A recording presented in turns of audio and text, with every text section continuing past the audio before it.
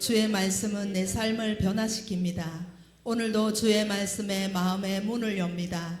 말씀하여 주옵소서. 듣고 깨닫고 말씀대로 살겠습니다. 아멘. 할렐루야. 새로운 시작을 하기 위해서 오늘 우리 평산교회 성도들이 내년 2026년을 맞이하기 전에 오늘 결단하고 다짐하고 맹세해야 할 것들이 있습니다. 그것이 뭐냐? 낡은 것은 다 버리실 수 있기를 바랍니다. 그래서 성경은 새 술은 새 부대에, 우리 주위에 보면 도심 속에 재개발하는 장면들을 많이 보셨을 겁니다. 임당 거기다 보면 펜스를 쳐놔놓고 재개발하는 그 장면 많이 보셨을 것이라고 판단되어집니다. 도심을 재개발할 때 먼저 하는 일이 있잖아요. 도심을 재개발할 때 건축을 먼저 하는 것이 아닙니다. 먼저 무엇을 할까요? 낡은 건물들을 다 철거하고 다 철거한 다음에 새로운 건물을 짓게 됩니다. 그러니까 새로운 시작을 하기 위해서는 오늘 우리 평산교회 모든 성도들이 버려야 할 것들, 낡은 것들 다 제거하는 것이 오늘 여러분들이 다짐하고 결단하고 맹세해야 합니다. 또 실천하셔야 합니다. 오늘 올해 마지막 주일입니다. 12월 마지막 주일쯤 되면 사람들은 묵은 때를 벗겨내고 또 새 옷을 입어야 된다, 그렇게 생각합니다.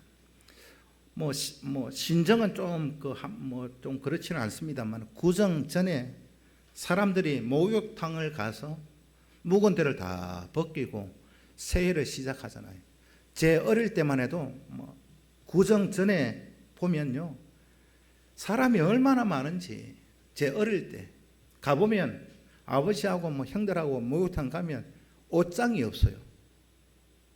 옷장은 벌써 사람들 다 갖고 자리가 꽉 차가지고 구정 때 옷장을 어디에 넣어요?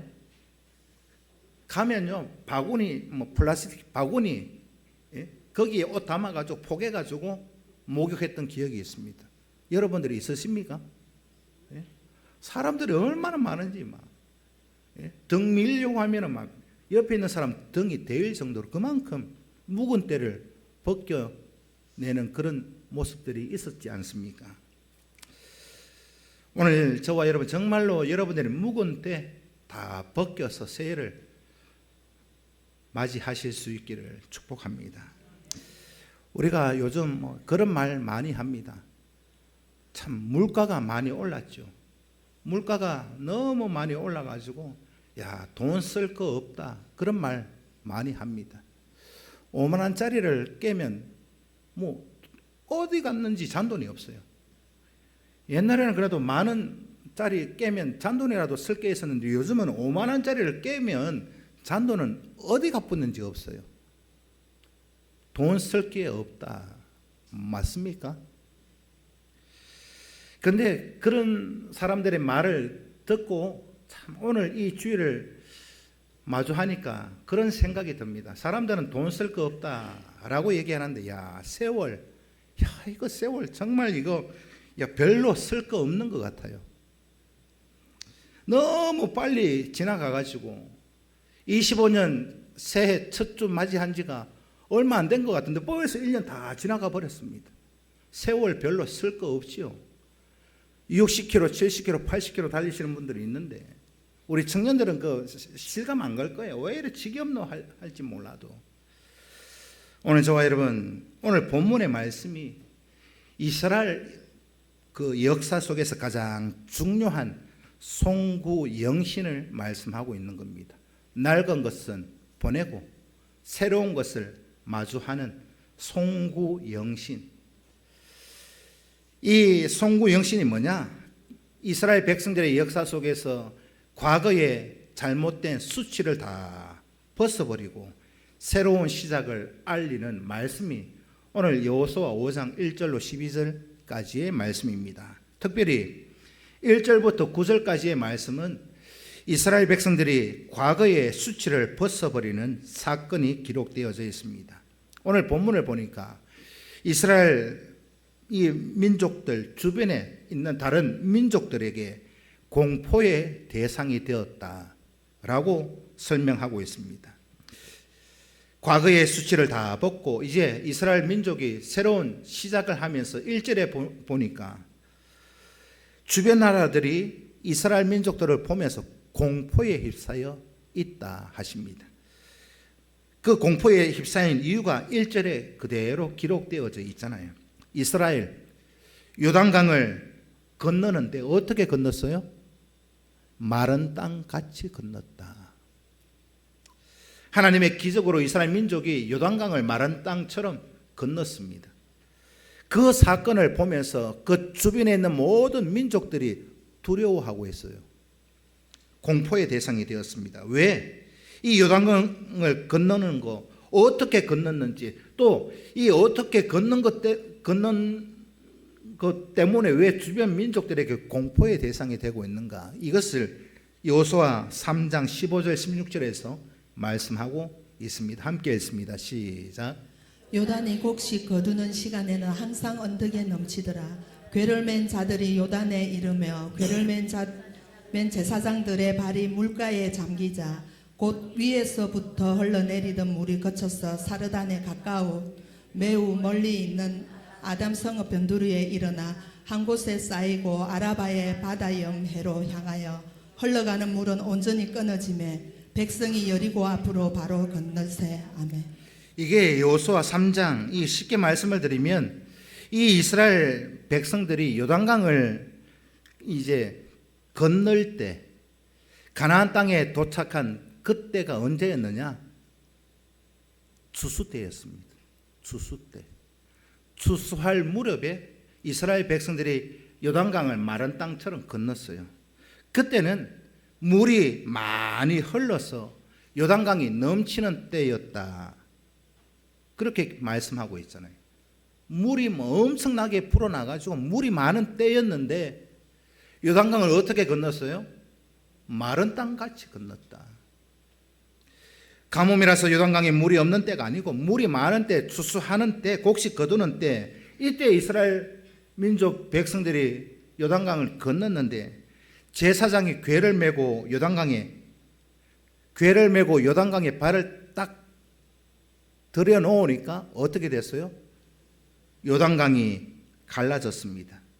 물이 거쳤어요. 물이 거쳤는데 흘러내리지 못하게, 요즘 말로 하면 그때는 댐도 없었는데 댐에 가두어져 있는 것처럼 막 물이 차고 흘러 넘칠 거 아니겠습니까? 댐을 막아놓은 것처럼 막 쌓이니까 그 가나안 지역에 한번 생각해 보십시오. 물이 어디로 다 갔을까요? 다른 지역에 요단강을 가를 정도면 그 주변에 있는 모든 농지나 토지는 다 물에 잠겼을 겁니다. 그러니까 가나안 땅에 살던 사람들이 살다 이런 거 처음 본다. 어째 살다가 이런 일이 있냐? 왜 이렇게 홍수가 나느냐? 막 소문 날 거 아니겠어요? 그러니까 주변 민족들이 다 두려워하더라. 태어나서 이런 일을 본 적이 없는데 이스라엘 민족이 요단강을 건너는 거기는 마른 땅이고 그 주변은 홍수로 넘쳐나고, 이걸 보면서 주변 민족 모든 가나안 백성들이요 두려워하고 있습니다. 여러분 충분히 상상을 해봐도 그렇지 않겠습니까? 이스라엘은 그들의 능력으로 요단강을 건넌 게 아니잖아요. 하나님의 기적으로 요단강을 건넜습니다. 이 요단강을 건너는 이 사건에 두 가지 중요한 면이 있습니다. 첫째는 가나안 족속들, 이 가나안 백성들에게는 충격과 공포의 사건이 되었더라. 왜 공포로, 두려움으로 가나안 그 백성들이 떨고 있겠습니까? 저 이스라엘 백성들 우리가 대적할 수가 없다. 우리가 이스라엘을 이길 수 없다. 요단강을 건너는데 세상에 이런 일이 본 적이 없는데 이런 기적과 이런 하나님의 능력으로 요단강을 건너서 가나안 땅에 들어오는데 이 이스라엘 백성들을 우리가 어떻게 이길 것인가? 그러니까 이 가나안 주변에 있는 모든 민족들 백성들에게는 죽음이요, 멸망이요, 더 나아가서는 두려움과 충격과 공포로 인해서 모두가 어떻게 했다고요? 정신을 잃었더라. 혼이 나갔어요. 정신 빠졌어요. 이 모습 보면서. 두 번째는 이스라엘 백성들에게는요, 승리를 보장하는 겁니다. 주변 모든 민족들에게는 공포, 죽음, 멸망인데 이스라엘 백성들에게는 어떤 의미가 있느냐? 요단강 마른 땅에 건너가게 하신 하나님이 뭐라 하시나? 너 봤지? 하나님의 능력 봤지? 내가 너희와 함께하면 승리는 보장되어 있다. 보증서를 써주는 것이 요단강을 마른 땅처럼 건너는 것이었습니다. 앞으로 이스라엘 백성들아, 어떤 전쟁을 치를지라도 내가 너희와 함께하면 당할 자가 없다. 보증서를 써주시는 겁니다. 믿으십니까? 하나님께서 함께 하시면 불가능은 없다. 확신을 주는 그 사건이 오늘 본문 요단강을 건너는 사건이었습니다. 하나님이 함께 하시면 그걸 뭐라고 하지요? 임마누엘, 임마누엘.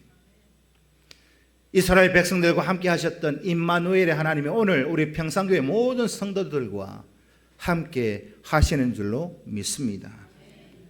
날마다 우리와 함께 하시는 하나님 붙들고 믿고 내년 한 해 열심히 달려가실 수 있기를 축복합니다. 우리 마음속에 걱정, 두려움, 염려 이런 것들이 여러분들 속에 가득 차 있다면, 그런 게 있다면 하나님을 온전히 믿지 못하고 있다는 증거입니다. 오늘 주일날 하나님 앞에 예배하러 올 때 아유 이렇게 오셨어요? 믿음 없다는 증거입니다.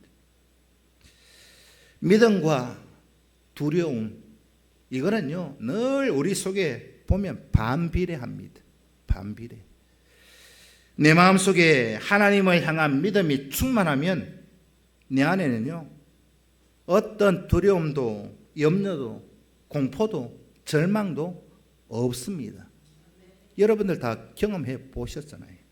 그런데 내 안에서 하나님을 향한 그 믿음이 온데간데 없이 다 사라지기 시작하면 그 빈자리를 누가 채울까요? 무엇이 채울까요? 뭘로 채워졌는지 여러분들 다 경험하셨을 겁니다. 온갖 걱정, 염려, 불안, 내일 일 걱정하고 1년 뒤 걱정하고 10년 뒤 걱정하고 30년 뒤 걱정하고 있어요. 아니십니까?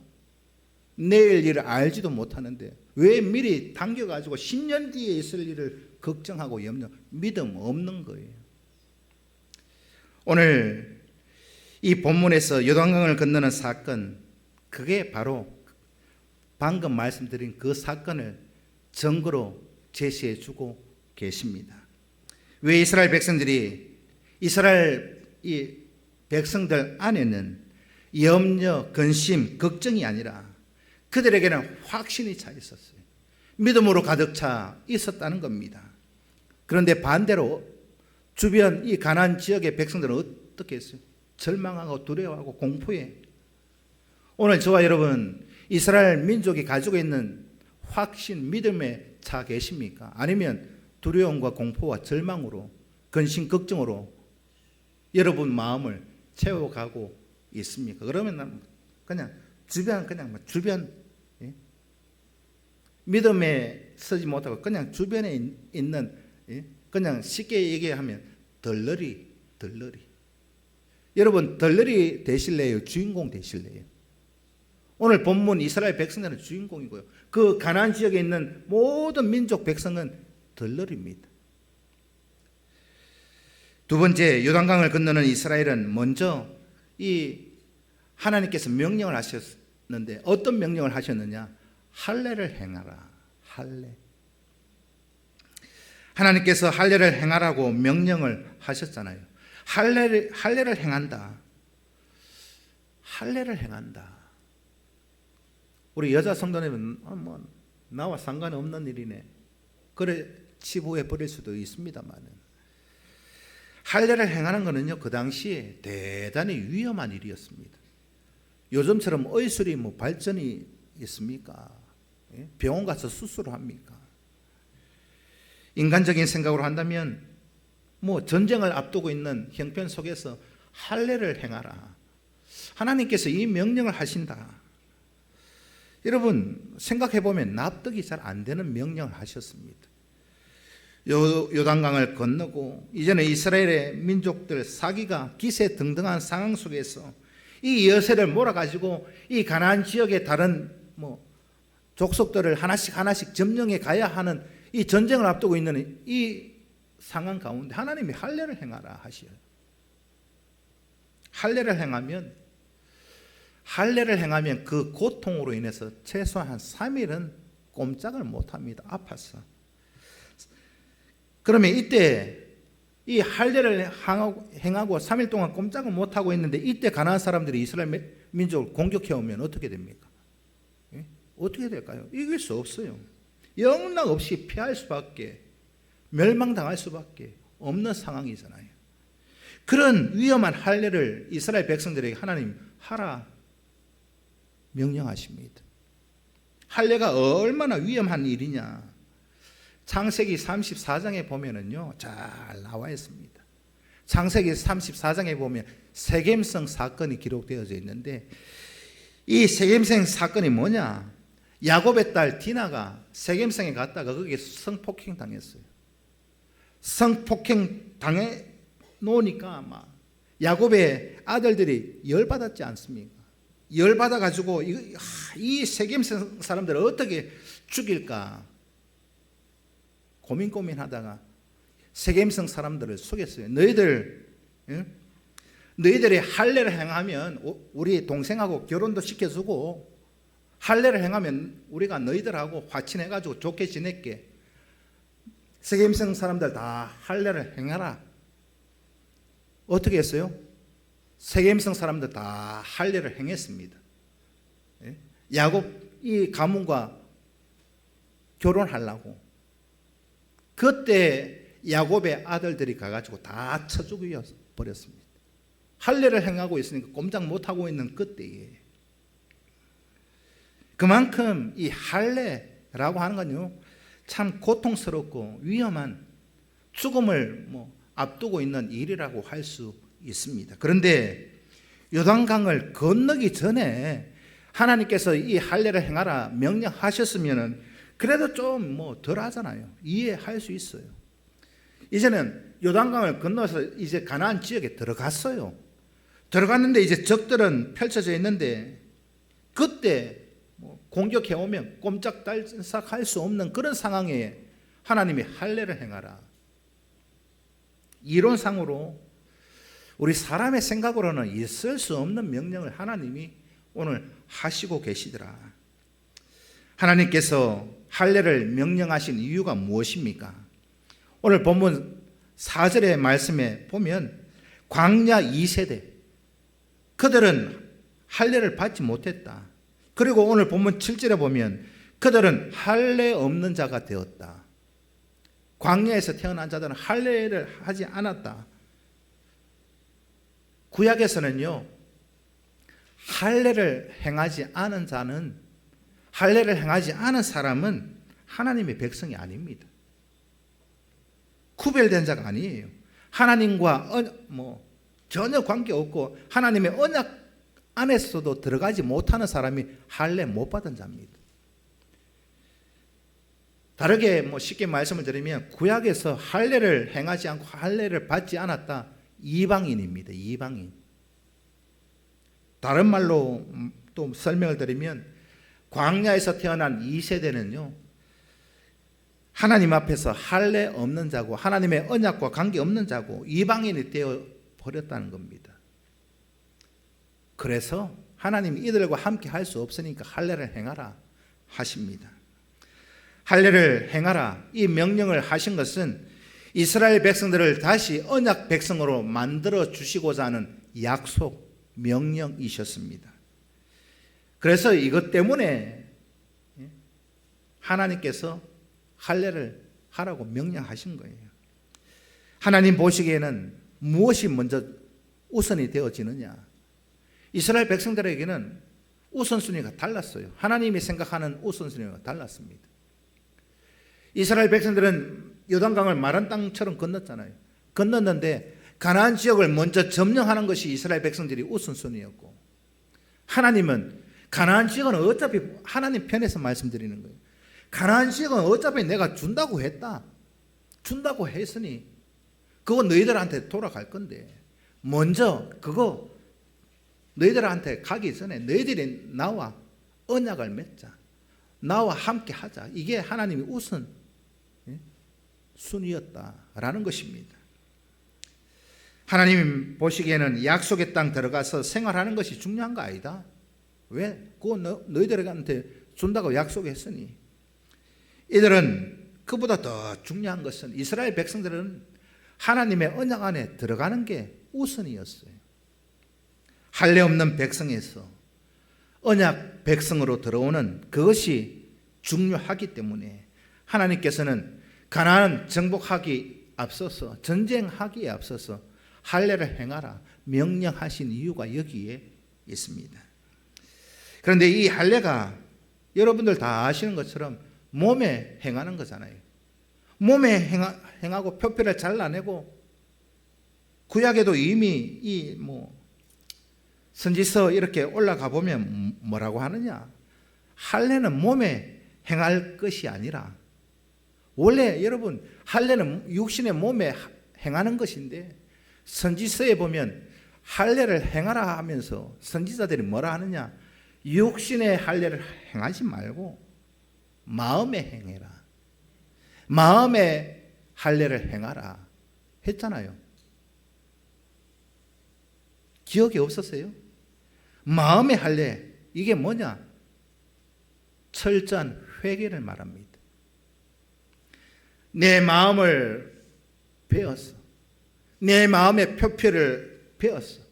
좌우로 내 마음이 굳어져 있는 그거 다 베어내고 철저하게 하나님 앞에 회개하고 순종하는 거, 그게 마음의 할례라고 하는 것입니다. 이스라엘 백성들이 광야 생활 40년 하는 동안에 하나님 앞에 얼마나 범죄하고 원망하고 불순종하고, 이 모든 것 마음의 할례를 통해서 다 벗겨내고 잘라내고 하나님 앞에 철저하게 회개하고 언약 안에 들어가서 순종하는 그것이 하나님 앞에 오늘 저와 여러분들 모두도 할례를 행하셔야 합니다. 오늘 마음의 할례를 행하셔야 합니다. 아멘 좀 해보겠습니다. 마음의 할례를 행하실 수 있어야 합니다. 그래야 내년 한 해 새로운 삶을 시작할 수 있어요. 철저한 회개, 하나님 앞에 올 한 해 살아오면서 불순종한 거, 잘못된 거, 죄악된 거 다 벗겨내고 잘라내고, 이제는 하나님 언약 안에서 하나님의 백성된 삶의 모습으로 2026년 한 해를 시작하는 겁니다. 우리는 어떻게 하나님의 백성이 되었어요? 어떻게 하나님의 자녀가 되었습니까? 예수 그리스도와 맺은 그 새 언약 안에서 하나님의 백성, 자녀가 되었지 않습니까? 그래서 새로운 삶을 시작하는 이제 2026년 한 해를 시작하기에 앞서서 우리가 먼저 회복해야 되는 거 뭐냐? 예수 그리스도와 새 언약 안에 새롭게 거듭나야 되는 거예요. 버릴 건 다 버리고, 그와 마찬가지로 이스라엘 백성들이 할례를 받음으로 할례 없는 백성이 할례 있는 백성으로, 다르게 표현하면 언약 백성으로 회복된 그 사건이 오늘 여호수아 5장의 사건이라는 것입니다. 세 번째는 할례, 이거는요 이스라엘 백성들에게는 수치와 실패를 잘라내는 겁니다. 광야에서 얼마나 수치스러웠어요. 아니 이 광야에도 그렇지만 이 광야 애굽에서 어떤 수치를 그렇게 받고 살았습니까? 이스라엘은 할례를 행하고 낫기를 기다리고 있습니다. 그때 여호수아에게 하나님이 이렇게 말씀하지요. 오늘 본문 여호수아 5장 9절 말씀을 읽습니다. 시작. 여호와께서 여호수아에게 이르시되 내가 오늘 애굽의 수치를 너희에게서 떠나가게 하였다 하셨으므로 그곳 이름을 오늘까지 길갈이라 하느니라. 아멘. 그곳 이름을 길갈이라 하셨는데 이 9절에서 말씀하고 있는 애굽의 수치는 뭐예요? 출애굽하기 전에 애굽에 종살이 했잖아요. 노예살이 했잖아요. 그거 한번 생각해 보시오. 모슴살이하고 종살이하고 노예로 붙잡혀서 거기서 400년을 그거 자랑스러운 거 아니잖아요. 수치스럽고 부끄러운 이게 애굽의 수치 첫 번째였습니다. 두 번째는 광야 나와가지고 애굽을 동경하고 있어요. 애굽을 그리워하고 있어요. 이거 광야 생활하면서 하나님 앞에 불순종하고 야 그때가 좋았다. 그때가 좋았다. 이스라엘 백성들 광야 거기에서 했는 일은요. 조금만 불편하면 원망하고 불평하고 조금만 힘이 들면 원망하고 불평하고 그러면서 뭐라고 합니까? 원망 불평해서 끝나는 게 아니라 애굽이 좋았다. 애굽으로 돌아가자. 그때는 그래도 종살이하고 노예살이하고 머슴살이하고 있는 그때 그래도 먹을 것은 풍족했다. 마실 것도 있고. 그런데 이스라엘 백성들을 하나님이 애굽에서 건져서 출애굽에서 광야로 인도해내는 목적이 무엇이었습니까? 약속의 땅 가나안으로 가기 위한 하나의 과정이었잖아요. 그 과정이 힘들다고 하나님께서 다 계획하신 바가 있었어. 그 광야길을 40년 동안 뺑뺑이 돌렸습니다. 이스라엘 백성들 조금만 힘들면 가나안으로 가자. 가나안으로 가자. 그래야 되는 그들이 애굽으로 가자요. 애굽에서 그들이 한 역사가 무엇이었습니까? 애굽에서 그들이 이스라엘 백성들이 한 일이 뭐예요? 무슨 부귀영화 누렸습니까? 무슨 큰 아니잖아요. 수치스러운 부끄러운 역사. 그런데 애굽으로 돌아가자 말하고 있는 이 백성들, 다른 말로 하면 하나님 앞에 불순종하고 하나님을 온전히 믿지 못하고 하나님 앞에 반역하고 있는 일을 했던 곳 광야 생활이었습니다. 이렇게 원망하고 이렇게 하나님을 불평하고 이렇게 하나님 앞에 불순종하고 반역하다가 그들이 어떻게 되었어요? 광야에서 다 죽었습니다. 할례 바로 그런 의미가 있는 거예요. 오늘 저와 여러분 우리가 하나님 앞에 철저하게 올 한 해 아니 내 평생 지금까지 살아오면서 하나님 앞에 불순종하고 잘못 살아온 거 철저하게 회개하고 새해를 시작하셔야 합니다. 우리의 죄를 예수 그리스도의 보혈로 다 씻어 주셨잖아요. 이 예수 안에서 회개하는 모든 우리 성도들에게 주시는 은혜가 뭐냐? 구원도 은혜죠. 그러나 그 다음 것으로 제가 제 기준으로 말씀을 드립니다. 제가 하나님 앞에 받은 은혜가 너무 차고 넘치는데 첫째는 구원받은 은혜고 두 번째는 회개하면 용서해 주시더라.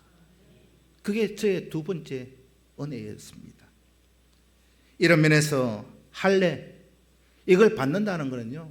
누가복음 15장에 있는 탕자가 집으로 돌아와서 품꾼의 하나로 달라고 아버지 집에 왔는데 아들로 회복되어 가는 그 사건 그것과 같습니다. 돼지우리에 뒹굴던 그런 탕자 그 수치스러운 그 모든 과거 아버지가 다 씻기고 목욕시키고 새 옷으로 갈아입혀주고 가락지를 끼워주고 송아지 잡고 잔치 열어주고 이게 어찌 보면 가나안에 들어가는 이스라엘 백성들과 똑같은 거예요. 아들을 회복시켜 준 것처럼 하나님께서 이스라엘 백성들에게 할례를 행함으로 과거에 수치스러웠던 그 모든 죄악들, 실패했던 그 모든 시간들 다 제거하라. 그게 할례를 행하라는 겁니다. 오늘 우리가 새해를 준비하면서 이제 3일 남았습니다. 3일 지나면 새해를 맞이해야 되는데, 새해를 마주하면서 새로운 시작은 무엇으로 해야 하는가? 회개로 하셔야 합니다. 남아있는 3일 동안 송구 영신 예배를 드리기까지 내가 내 인생 살아오면서 하나님 앞에 잘못 살아온 거 회개로 시작하는 겁니다.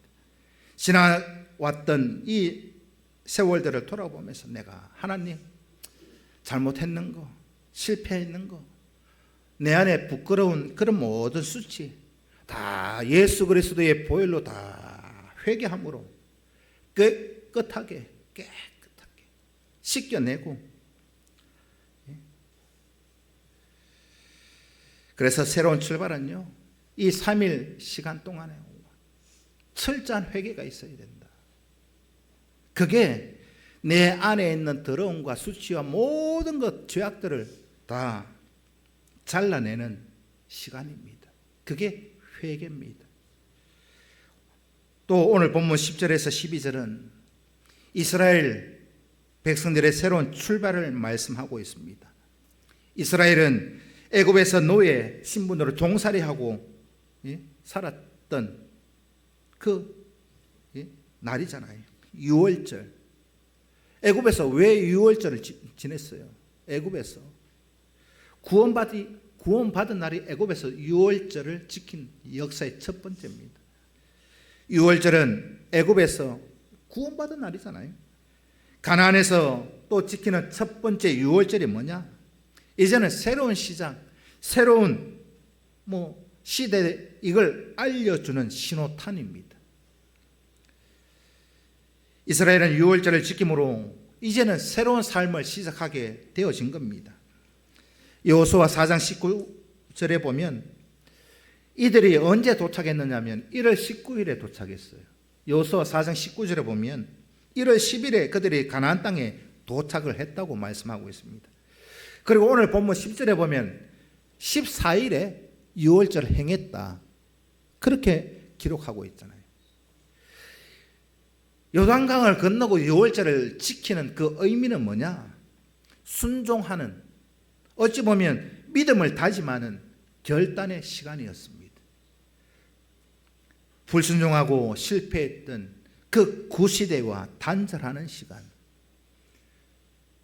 다르게 표현하면 세상에 물들어 있는 거 다 잘라내고 예수 그리스도의 보혈의 피로 씻김을 받았는데도 다시 더럽혀진 모든 것들을, 제약된 것들을 단절시키는 것이 가나안에서 행하는 유월절이었습니다.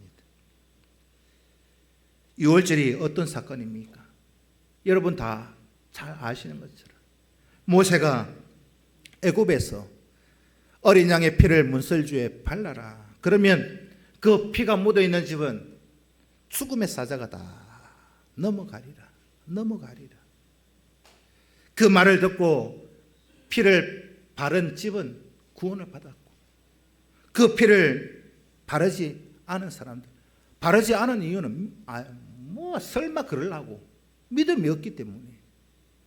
그 사람들 어떻게 됐습니까? 결국 다 애굽에서 죽었잖아요. 이 역사적 사건은 여러분들 다 잘 아시잖아요. 이스라엘 백성들 광야에서 불순종하고 원망 불평하다가 다 죽었잖아요. 그러면 이제 가나안 땅에서 새로운 삶을 시작하는 이 시점에 이스라엘 백성들이 해야 할 일이 뭐예요? 오늘 저와 여러분 새해를 준비하면서 오늘 이 시간 다짐하고 결단하고 맹세해야 할 것이 뭐가 있어야 하겠습니까? 순종의 삶을 살아라. 가나안 땅에서 새로운 삶을 살기 위해서 이스라엘 백성들이 해야 할 일은 순종의 삶을 사는 거였습니다. 26년 한 해를 우리가 준비하면서 결단하고 다짐하고 맹세해야 될 가장 중요한 것, 내년 한 해 하나님 순종의 삶을 살게 하소서. 이것이 유월절을 행하는 겁니다. 그러면 앞으로 이스라엘 백성들도 그렇고 우리도 그렇고 순종의 삶을 살아야 되는데 할례를 행한 후에 유월절을 다 지킴으로 새로운 순종의 삶을 다짐하고 결단하고 맹세하고 새로운 삶을 살아간다는 거, 그건 그런 거예요. 유월절 탕자의 비유로 다시 말씀을 드리면, 탕자가 돌아와 가지고 이제 목욕하고 새 옷으로 갈아입고 가락지 끼고 신분이 회복된 거, 잔치 자리에 아들의 신분으로 앉아 있는 거, 회복된 거. 그 다음에 어떤 일이 벌어졌어요? 아버지가 잔치하고 큰 아들이 배 아파할 정도로 그 잔치에 참여해서 함께 아버지와 기뻐하고 즐거워하고, 이것이 할례 받은 새로운 백성, 언약 백성이 어떤 모습으로 바뀌어져야 하느냐? 하나님 안에 함께, 하나님과 함께 기뻐하고 즐거워하는, 그것이 유월절을 행하는 겁니다. 요한복음 1장 29절 말씀을 읽습니다. 시작.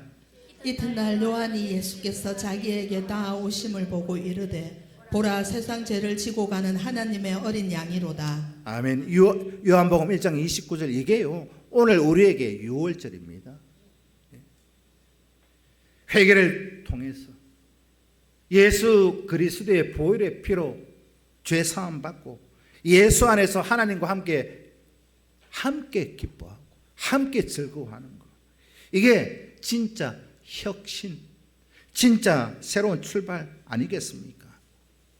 오늘 저와 여러분, 우리에게 예수 그리스도 안에서 이 요한복음 1장 29절 말씀을 통해서 우리가 유월절을 지켜야 돼요. 매일매일 지켜야 됩니다. 오늘 우리 성도들 새해를 준비하면서 진짜 무엇을 혁신하기를 원하십니까? 무엇을 바꾸기를 원하십니까? 진짜 새로운 출발을 하시려면 26년 새해를 정말로 하나님 앞에 순종의 삶을 살려고 마음 먹고 다짐하고 맹세하신다면 여러분들의 마음이, 생각이, 가치관이 바뀌셔야 합니다. 예수 안에 거듭 나셔야 한다는 말입니다. 아멘 좀 해보세요. 예수 안에서 거듭나지 않으면 100번 1000번을 다짐해도 맹세해도 안 됩니다. 아무리 마음 먹고 아무리 해도 생각이 안 바뀌는데, 마음이, 세계관이, 가치관이 안 바뀌는데, 여러분 돼지 새끼이죠. 돼지 새끼. 아무리 목욕시키고 100번을 시켜도 내어놓으면 어디로 가요? 하수구로 갑니다. 돼지 새끼에게 아무리 목욕시켜서 좋은 옷 입혀보십시오. 내놓으면 하수로 가요.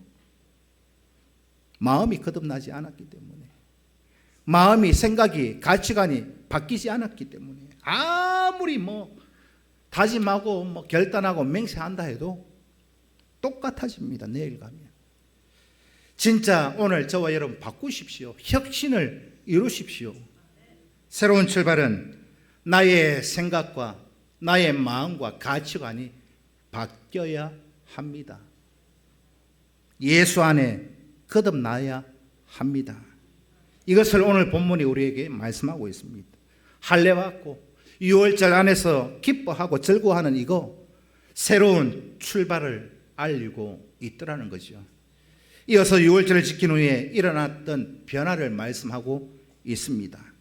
유월절을 지킨 후에 일어난 사건은 두 가지예요. 오늘 본문을 보면 그들이 가나안에서 유월절을 지키고 바뀌어진 것이 두 가지가 있는데, 뭐가 바뀌었느냐? 첫째는 광야에서 먹던 만나가 그쳤어요. 광야 시대는 끝났다는 겁니다. 광야에서 방황하던 시기는, 그 시대는 다 이제는 종지부 지었다. 이제 광야로는 돌아가지 않는다. 이제는 요단강을 건넜잖아요. 광야에서 요단강을 건너와서 이제 가나안 땅에 이제 왔잖아요. 이제 약속의 땅에 돌아왔습니다. 할례를 행하고 거기에서 유월절을 지켰습니다. 이제는 완전한 하나님의 언약 백성 안으로 새로운 그런 시대가 시작되고 있다. 그게 오늘 본문 마지막 부분입니다. 다르게 표현하면 이제는요, 이스라엘 백성들이 엄마 젖을 먹고 있던 거기에서 이제는 어느 정도 장성해서 젖을 떼고 밥을 먹게 되었다, 이 말입니다. 두 번째, 가나안 땅에서 이제 만나가 끊어졌잖아요. 만나가 끊어지고 이제 가나안에서 뭘 먹느냐? 너희들의 소산, 농사 지은 거, 소산물을 먹었습니다. 오늘 본문에 봐도 무교병과 볶은 곡식을 먹었다, 그렇게 기록하고 있잖아요. 만나 안 먹었어요.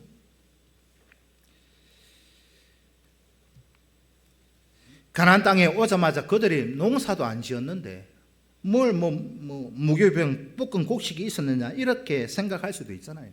그런데 가나안 땅에 들어올 때가 언제라고요? 물이 많은 때, 추수할 때, 그때였으니까. 유월절을 어디서 지켰어요? 여리고 이 평지에서 유월절을 지켰는데 그 여리고 평야에 곡식이 얼마나 많이 있었을까요? 추수 때. 가나안 땅에서 나는 그런 소산으로 이스라엘 백성들의 배를 채웠다. 먹을 것을 하나님 공급해 주셨다는 겁니다.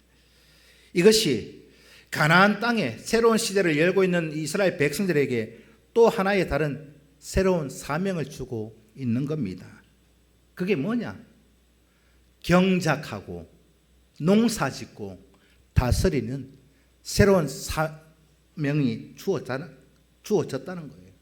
광야에는 그들이 농사짓고 할 게 뭐 있어요? 만나 먹이죠, 메추라기 먹이죠. 하나님이 다 해주셨는데 가나안 땅에 와서 이래 새로운 정복을 하면서 새로운 사명이 생겨났어요. 하나님께서는 또 다른 방법으로 광야에서 베푸시던 은혜와는 또 다른 하나의 방법으로 그들에게 모든 필요를 채워주고 있습니다. 이스라엘 백성들은 광야에서요, 하는 거라고는 하나님이 가라 하면 가고 서라 하면 서고 그것만 했으면 돼요. 다른 거 없어요. 그런데 가나안 땅에 와서 그 땅에 있는 소산물을 먹는 거는 어떻게 됩니까? 이제는 이스라엘 백성들이 손수 농사를 지어야 돼요. 손수 경작을 해야 된다는 말입니다. 경작해서 그 열매를 얻고 그 소산물을 얻음으로 그들이 이제 채워가는 거예요. 그렇다면 이 가나안에 와서 그들이 이제 경작하고 다스리고 농사 짓는 이 모든 것들도 하나님의 은혜이지 않습니까? 농사 짓는 분들 다 하나님의 은혜잖아요. 이걸 비유로 말씀을 하자면 이렇게 말씀드릴 수 있어요. 모세가 애굽에서 나올 때 홍해를 건넜잖아요. 홍해를 건널 때 하고 오늘 요단강을 건널 때 이 두 가지를 비교해 보면 답은 나옵니다. 홍해를 건널 때요, 이스라엘 백성들 어떻게 건넜어요? 기억나십니까? 하나님이 홍해를 다 갈라놓은 상태에서 들어가라, 걸어가라 했어요. 하나님이 다 갈라놨어요. 사람이 할 게 없었어요. 하나님 다 갈라놓은 상태에서 그냥 들어갔어요. 그런데 요단강은 어떻게 건넜어요? 차이점이 뭡니까? 홍해를 건너는 거하고 요단강을 건너는 거하고 차이점이 뭐예요? 한 가지만 있어요. 딱 한 가지. 제사장 발을 들여 놓기 전에 갈라진 게 아니에요. 발을 요단강에 들여 놓으니까 갈라지기 시작한 겁니다. 하나님이 먼저 갈라주지 않으셨어요. 갈라놓고 들어가라 한 게 아닙니다. 그게 홍해와 요단강을 건너는 차이점입니다. 발을 들여 놓으라. 발을 들여 놓으니까 갈라진 겁니다. 이건 무엇을 의미하느냐? 너희들 먼저 순종하고 행동해라. 너희들이 먼저 발을 들여다 놔라. 순종해라. 그러면 갈라지게 해줄 것이다. 내가 너희들의 행동하고 실천할 때 은혜 준다. 이 말입니다. 이것이 가나안 땅에서 살아가는 이스라엘 백성들의 삶의 방식이었습니다. 그냥 하나님 만나주지 않습니다. 다 이제는 끊어버렸어요. 홍해를 건넌 것도 하나님의 은혜고 요단강을 건너는 것도 하나님의 은혜입니다. 그런데 방법은 달라요. 갈라놓고 들어가는 거하고 내가 발을 들여놓을 때 갈라지는 거하고 완전히 다르잖아요. 그러나 이것도 저것도 다 하나님의 은혜입니다. 가나안 땅에서 살아가는 삶의 방식, 삶은 이제는 새로운 지금까지 경험해 보지 못했던 오늘날까지 우리가 누리고 있는 은혜가 만나와 같은 은혜였다면 이제는 앞으로 믿음 안에서 순종하고 결단하고 내가 몸소 헌신하고 달려갈 때 하나님이 은혜 주시겠다는 겁니다. 거기에 따라서 돕는 은혜로 채우시는 은혜가 내년 한 해 있으실 겁니다. 여러분, 은혜 베푸시는 방법이 달라졌어요. 이제는 우리에게도 새로운 삶을 시작할 때가 되었습니다. 우리 평상교회 내년에 74주년을 이제 시작하잖아요. 오늘까지도 하나님의 은혜로 살았어요. 이제는 젖 먹던 애기에서 내 손수 농사 짓고 경작해서 이제 밥을 먹어야 될 때예요. 뭐 좀만 하면 그래요. 저는 신방 가서 공디 두들겨 주면 아이고 이게 저는 안 합니다. 치아보이 속하지. 하나님 앞에 불순종하는 삶에서 밴들 그렇게 살던 삶에서 이제는 순종하는 방향으로 바꾸십시오. 새로운 삶은 말씀에 불순종하는 자리에서 돌아오는 겁니다. 마음의 할례를 행하는 겁니다. 생각이 바뀌고 마음이 바뀌고 가치관, 체계가 다 바뀌었어. 사업을 하든 무엇을 하든 하나님의 말씀에 순종하고 헌신하는 것이 우선입니다. 첫 번째입니다. 내년에는 아멘 좀 하이소. 나의 생각이 나의 계획이 먼저가 아니라 하나님의 은혜가 우선 되실 수 있기를 축복합니다. 그 은혜를 누리기 위해서는 순종하며 헌신하는 자에게 하나님 은혜를 물 붓듯이 부어주실 줄로 저는 믿습니다. 가나안 땅에서 그들에게 이제는 소산을 주십니다. 방법은 달라졌지만 여전히 하나님의 은혜로 살아가는 겁니다. 우리가 이렇게 살아가시기만 하면 됩니다. 시편 1편 1절에서 3절까지 말씀을 읽습니다. 시작. 복 있는 사람은 악인들의 꾀를 따르지 아니하며 죄인들의 길에 서지 아니하며 오만한 자들의 자리에 앉지 아니하고 오직 여호와의 율법을 즐거워하여 그의 율법을 주야로 묵상하는도다. 그는 시냇가에 심은 나무가 철을 따라 열매를 맺으며 그 잎사귀가 마르지 아니함 같으니 그가 하는 모든 일이 다 형통하리로다. 아멘. 돌아서십시오. 유턴하십시오. 악인의 자리에서 돌아와야 삽니다. 악인의 삶에서 불순종의 삶에서 돌아오는 것이 할례를 행하는 겁니다. 과거의 수치, 잘못된 실패의 그 모든 것들을 잘라내셔야 합니다. 그러기 위해서는 하나님의 말씀, 여호와의 말씀을 즐거워하는 거예요. 부담이 아니라 즐거워하고 그 말씀을 주야로 묵상하십시오. 그게 유월절을 지키는 겁니다. 그러면 하나님이 어떻게 하신대요? 그는 하나님께서 시냇가에 심은 나무처럼 때를 따라 돕는 은혜로 채워준다. 새해를 맞이할 오늘 저와 여러분, 이제는 2026년 새해부터는, 아니 오늘부터는 하나님의 말씀에 순종하고 형통케 됨으로 헌신하고 다짐하고 결단해서 시냇가에 심은 나무처럼 형통의 복이 내년 안에 우리 모든 성도들 가운데 있어지기를 주님의 이름으로 축원드립니다. 기도드리겠습니다. 살아계신 아버지 하나님,